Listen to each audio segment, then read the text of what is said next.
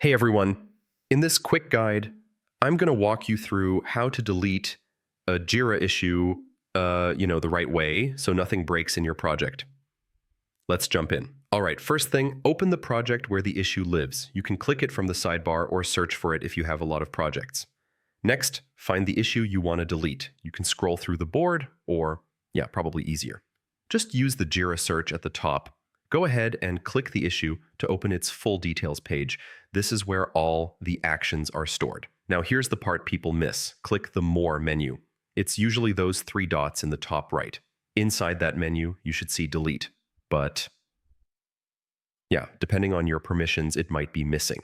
When you click Delete, Jira will warn you that this action is permanent. If you're sure, like absolutely sure, hit the Confirm button.